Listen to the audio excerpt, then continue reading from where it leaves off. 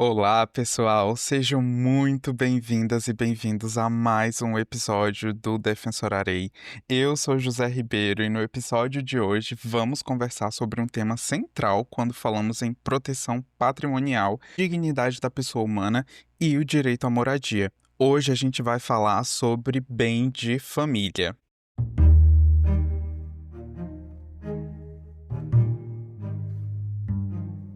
Vamos começar pelo conceito e a natureza jurídica do bem de família. Esse instituto busca assegurar o mínimo existencial dos integrantes de uma entidade familiar, ou seja, garantir que todos tenham pelo menos um teto para morar, mesmo diante de dívidas ou execuções. Como bem lembra a doutrina, trata-se de uma visão instrumental e eudemonista da família, voltada, portanto, à realização do projeto de felicidade dos seus membros. É uma forma de o Estado, conforme previsto no artigo 226 da Constituição, proteger a família e, por consequência, o ser humano em sua dignidade. A moradia, direito social garantido no artigo 6º da Constituição, prevalece aqui sobre a satisfação do crédito. Como diz Maria Berenice Dias, o bem de família, na verdade, tutela as pessoas que integram essa família. Mas afinal, o que é o bem de família do ponto de vista legal? Em resumo, é o imóvel no qual a pessoa reside com sua família, tornando impenhorável por força de norma legal, uma proteção contra execuções, salvo hipóteses legais específicas que a gente verá mais adiante. E mais, essa proteção também se aplica ao cidadão que vive só, como solteiros, viúvos, celibatários ou divorciados. Súmula 364 do STJ confirma isso.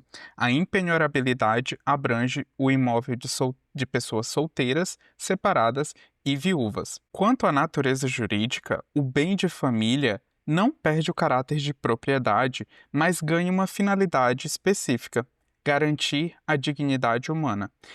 É como dizem Cristiano Chaves e o Nelson Roosevelt, uma forma de afetação do bem a um destino especial.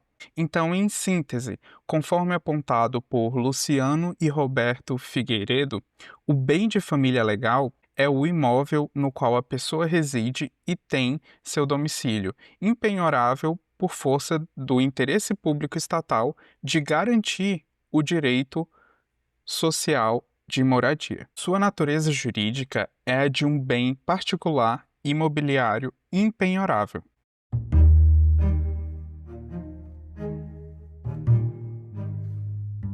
Pois bem, firmadas essas premissas, o nosso ordenamento jurídico adota um sistema que foi chamado de dualista, porque conta com duas modalidades de bem de família. O primeiro deles é o bem de família legal, também chamado de cogente, obrigatório ou involuntário, e que encontra-se previsto na Lei 8.009 de 1990.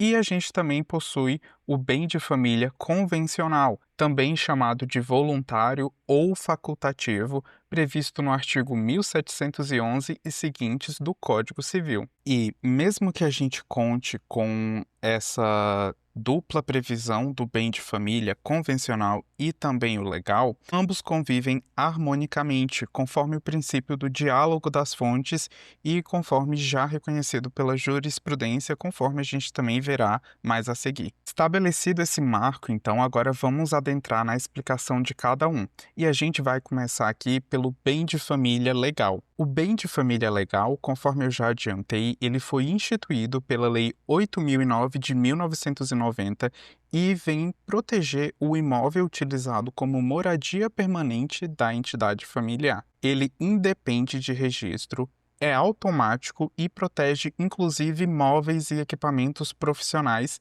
desde que quitados conforme previsão legal. A impenhorabilidade do bem de família legal é uma norma cogente de ordem pública e, conforme já assentado pela jurisprudência do STJ, ele pode inclusive ser reconhecido de ofício pelo juiz. Um exemplo interessante que a gente pode trazer aqui é o seguinte: se a família possui dois imóveis e reside alternadamente em ambos, a proteção recairá sobre o de menor valor, a não ser que o outro imóvel tenha sido registrado como bem de família convencional. Caso esse em que o requisito de menor valor é dispensável e o valor do imóvel vai ser considerado apenas em relação ao patrimônio total em que inserido o bem, que, no caso do bem de família voluntário, o Código Civil condiciona a validade da escolha do imóvel à formalização por escritura pública e à circunstância de que o seu valor não ultrapasse um terço do patrimônio líquido existente no momento da afetação. Porém, cuidado!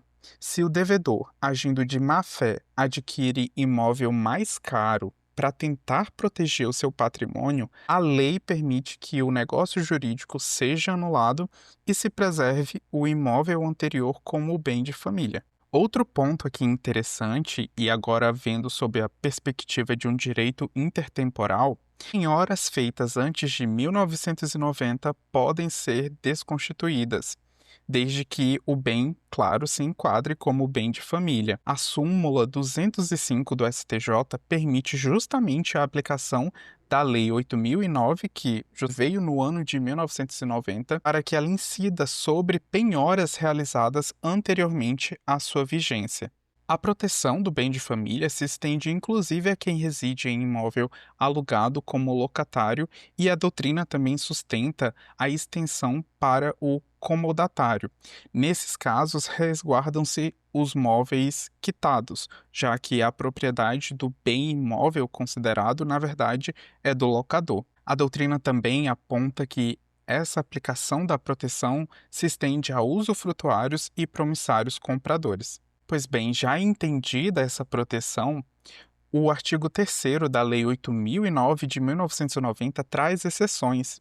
Esse artigo ele traz um rol taxativo de hipóteses em que o bem de família pode ser penhorado, como dívidas atinentes à pensão alimentícia, postos do próprio imóvel, financiamento para aquisição do bem, ou ainda quando o devedor é fiador em contrato de locação. E esse, em relação ao contrato de locação da pessoa figurando como fiador, já foi um tema controverso, mas foi validado pelo STF e consolidado na súmula 549 do STJ. Mas fica aqui que mais para frente a gente vai abordar justamente a crítica doutrinária em relação à possibilidade de penhora do bem de família do fiador em contrato de locação. Atenção também para a pequena propriedade rural. Conforme previsto no artigo 5º, inciso 26 da Constituição, a pequena propriedade rural é impenhorável se trabalhada pela família e a dívida estiver relacionada à atividade produtiva. Bem, agora vamos à leitura do artigo 3º da Lei do Bem de Família, que traz justamente as hipóteses em que o bem de família legal vai poder ser penhorado, afastando a regra da impenhorabilidade. O artigo 3º ele diz o seguinte: a impenhorabilidade é oponível em qualquer processo de execução civil, fiscal, previdenciária, trabalhista ou de outra natureza, a não ser que seja um processo movido, e aqui vamos ao primeiro inciso válido. É o inciso 2, ele fala: pelo titular de crédito decorrente do financiamento destinado à construção ou aquisição do imóvel, no limite dos créditos e acréscimos constituídos em função do respectivo contrato. E aqui a gente vai abordar mais para frente uma jurisprudência muito interessante do STJ. O inciso 3, por sua vez, prevê que o credor da pensão alimentícia, resguardados os direitos sobre o bem do seu coproprietário que, com o devedor, ou seja, o devedor da pensão alimentícia, integre união estável ou conjugal, observadas as hipóteses em que ambos responderão pela dívida. Caso o imóvel seja de um núcleo familiar e a dívida seja de apenas um dos integrantes, é possível então que o outro titular do direito de propriedade, mediante embargos de terceiros, possa resguardar a sua parcela na propriedade. O inciso 4 prevê a hipótese de cobrança de impostos predial ou territorial, taxas e contribuições devidas em função do imóvel familiar. O inciso 5 prevê a execução de hipoteca sobre o imóvel oferecido como garantia real pelo casal ou pela entidade familiar. O inciso 6, por sua vez, prevê a hipótese, lembrando aqui que a gente está falando em que é possível afastar a impenhorabilidade, ou seja, nesses casos aqui que eu estou listando, caso se enquadre em uma dessas naturezas dessas dívidas, há a legitimidade da penhora. Então vamos para o inciso 6. Por ter sido adquirido com produto de crime ou para execução de sentença penal condenatória a ressarcimento, indenização ou perdimento de bens. E o último inciso, que a gente já vai abordar crítica doutrinária, é o inciso 7. Ele fala por obrigação decorrente de fiança concedida em contrato de locação. Aqui, em relação ao inciso 7, para a doutrina, verifica-se equívoco grave e evidente em relação ao legislador ao instituir essa possibilidade de afastamento da impenhorabilidade, porque aqui adota-se uma lógica em relação à possibilidade de penhora em relação ao devedor e ao fiador. Promove-se, então, uma comparação. E, além disso, além de ferir o direito à moradia, patrimônio mínimo e dignidade da pessoa humana do fiador, porque aí ele vai poder perder o seu único bem de moradia, essa previsão, segundo a doutrina, fere a isonomia, justamente fundada na questão da comparação. Vejam só. Os bens, móveis ou imóveis, eventualmente existentes em relação ao locatário, que é o devedor principal, não poderão ser penhorados. Porém, por outro lado, há a possibilidade de que o bem do fiador seja penhorado, ainda que se trate de bem de família, porque em relação ao devedor, sobre eles vai incidir a impenhorabilidade legal. Já em relação ao fiador, por expressa previsão legal e que já foi assentada a constitucionalidade desse inciso, o bem do fiador pode ser penhorado. Explicada a conceituação do bem de família legal e também as hipóteses em que há as exceções em que pode ser afastada a impenhorabilidade, vamos partir agora para o bem de família voluntário. O bem de família voluntário, diferentemente do legal, ele exige vontade expressa, seja por escritura pública ou por testamento, e registro no cartório de imóveis, conforme o artigo 1714 do Código Civil. Esse registro torna o bem oponível contra terceiros.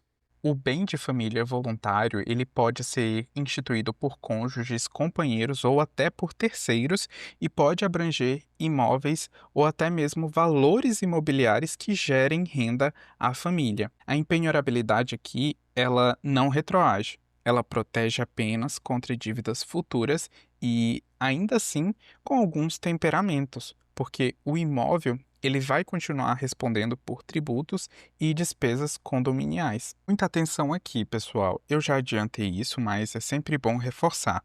O bem de família convencional, ele só pode representar até 1/3 do patrimônio líquido de quem vai instituir esse bem de família convencional. E isso, na prática, acaba restringindo seu uso a pessoas com maior poder aquisitivo. Ademais, mesmo imóveis locados a terceiros podem ser protegidos se a renda for revestida à subsistência da família, conforme reconhecido pela súmula 486 do STJ.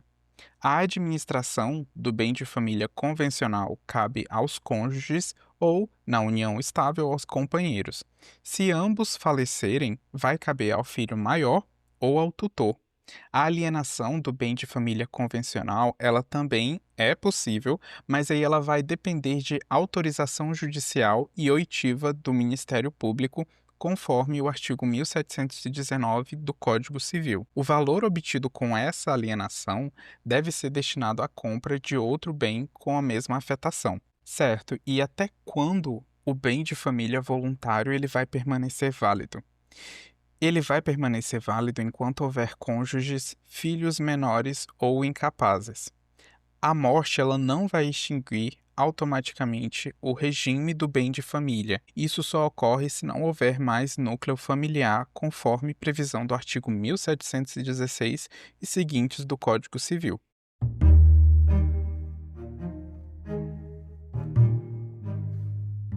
Estabelecidas, então, essas bases conceituais e legais do bem de família, a gente vai olhar com atenção agora para a interpretação que os tribunais superiores conferem ao tema. Aqui tem muito julgado interessante e a gente vai começar por uma questão de ordenação lógica por súmulas do STJ que resumem o entendimento pacificado da Corte sobre pontos polêmicos.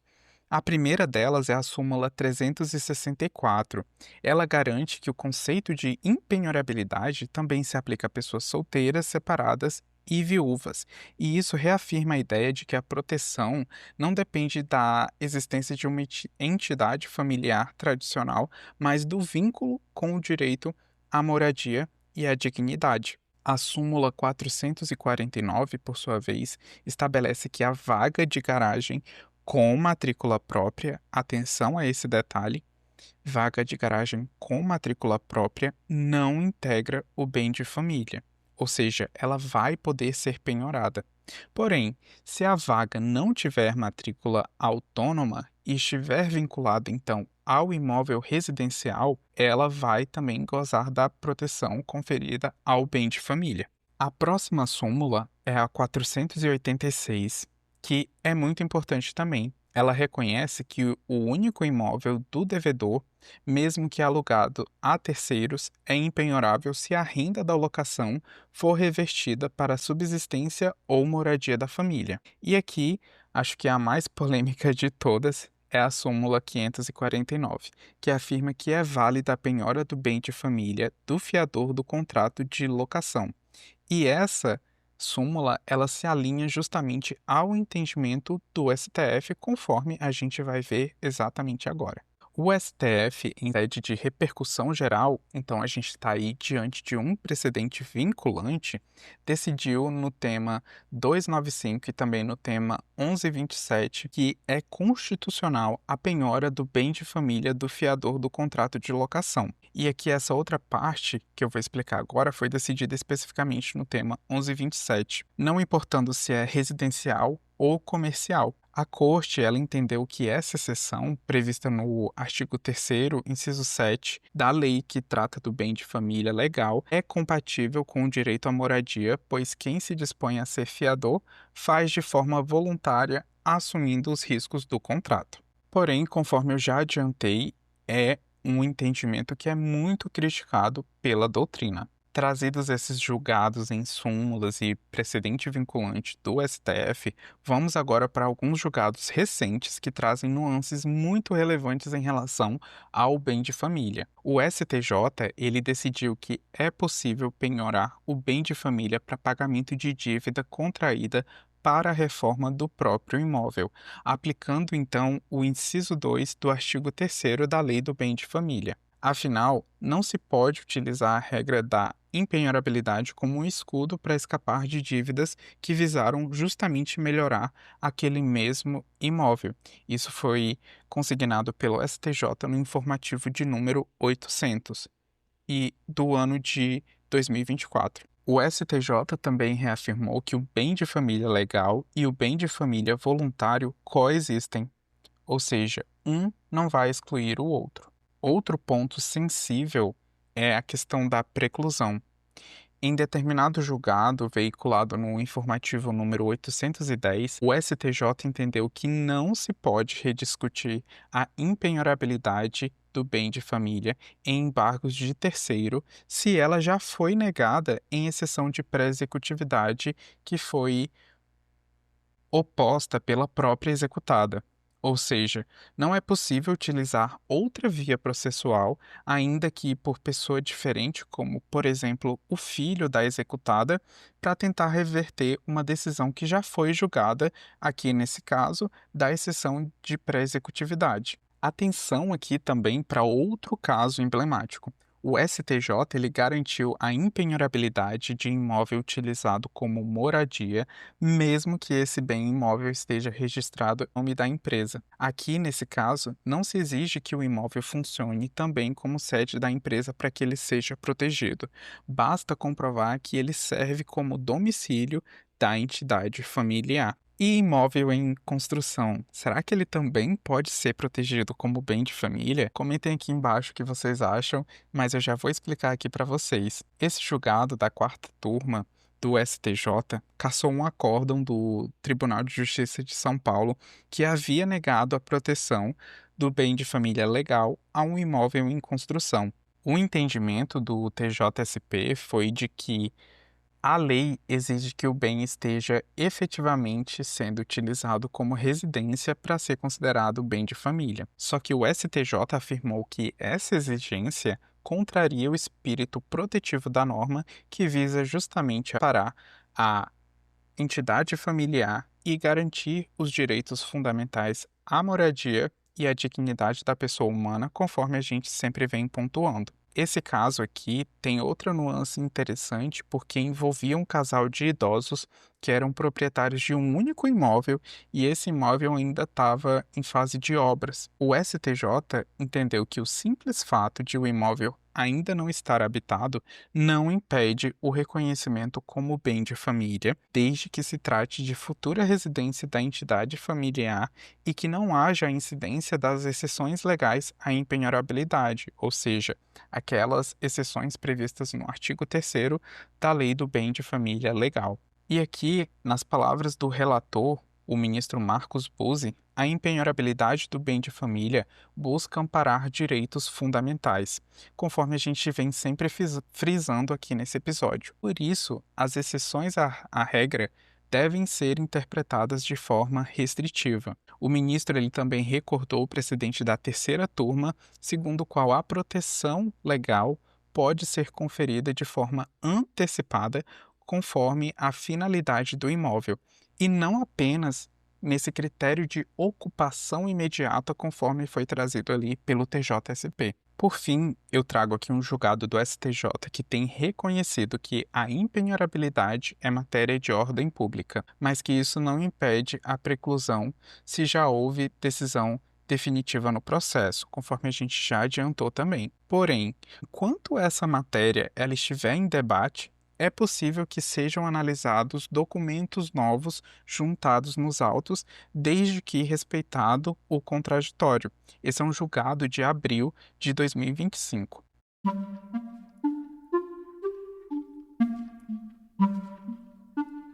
Como você pode perceber, a jurisprudência ela vai muito além da literalidade da lei que regula o bem de família. E aqui eu preciso que vocês fiquem atentos às exceções legais, à questão da impenhorabilidade, ou seja, as hipóteses em que a própria lei do bem de família legal autoriza que haja a penhora desse bem de família, e também aos requisitos jurisprudenciais, lembrando que o STF já validou que a questão da penhora do bem de família de fiador de contrato de locação pode ser tanto comercial como residencial. E aí, lembrem-se também da questão da crítica doutrinária à possibilidade de penhora do bem de família do fiador.